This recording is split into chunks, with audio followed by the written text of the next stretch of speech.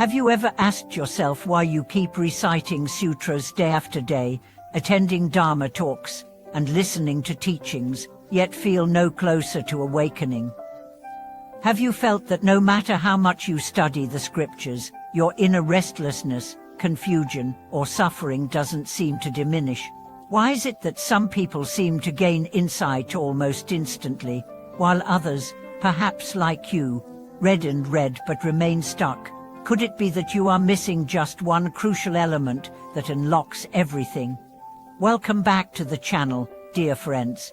Today we are going to explore an often overlooked aspect of spiritual development, a truth so subtle that many spend their entire lives missing it. We'll talk about the real key to unlocking the wisdom hidden in sacred texts. The teachings are not just about intellectual understanding, they are about transforming the heart.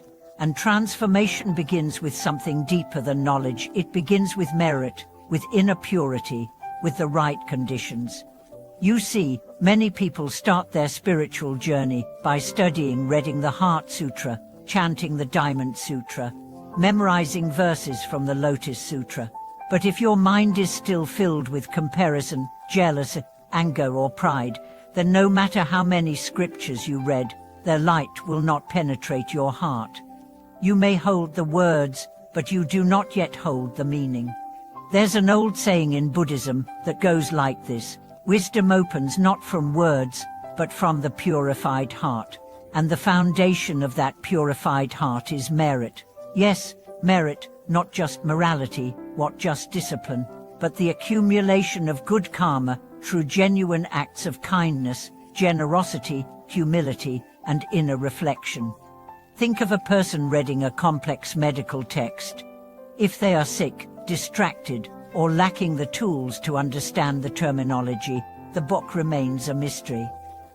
Now imagine another person, healthy, focused, and emotionally prepared. The same text becomes a source of empowerment. The difference is not the book, it's the readiness of the reader. The same applies to the Dharma. You may be reading the same lines, but without enough merit and inner alignment, the words do not reveal their full depth. So, where does this merit come from? It comes from your actions, yes, but more than that, it comes from your motivations. Are you helping others without expecting anything in return?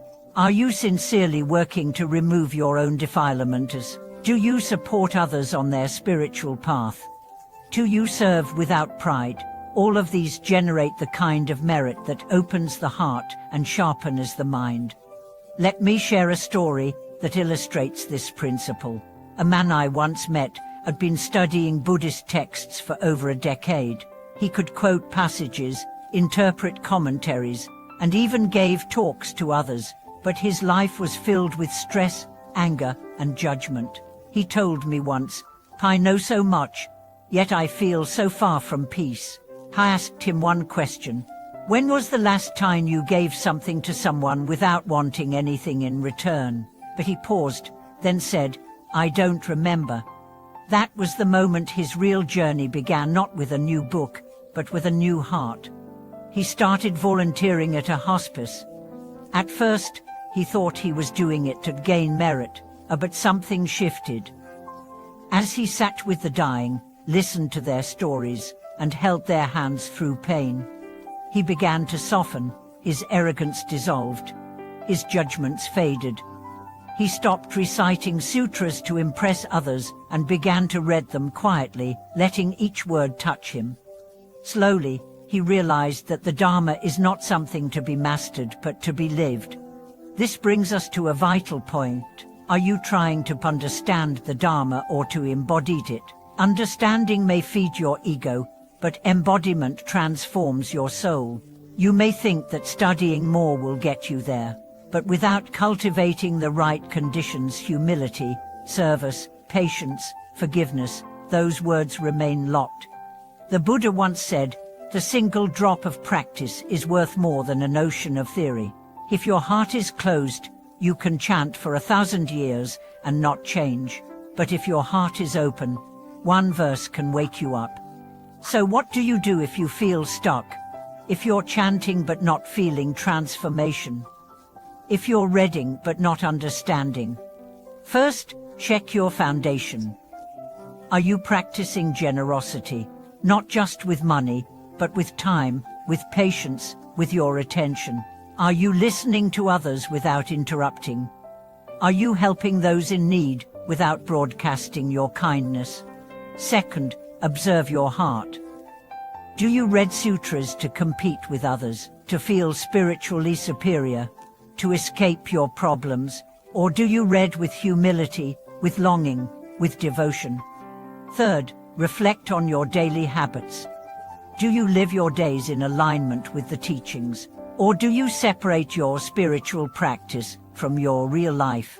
Because true practice means integrating the Dharma into every breath, every step, every conversation. There's a reason why the Buddha emphasized the Eightfold Path not as a list of beliefs, but as a lifestyle. Right view, right intention, right speech, right action, right livelihood, right effort, right mindfulness, and right concentration. These are the tools that refine your inner vessel so that it can receive the nectar of wisdom. And let's not forget the power of intention. Sometimes, awakening is not blocked by knowledge, but by a lack of pure aspiration. Do you truly want to awaken? Or are you seeking comfort, power, validation? Be honest, because your intention sets the trajectory of your practice. A young woman once told me she read sutras every day but felt no different. I asked her, "Why do you read them?" She said, "Because I'm afraid that if I don't, bad things will happen." That fear was her obstacle. She wasn't reading from love, from devotion, from seeking truth. She was reading from anxiety. And anxiety clouds the heart.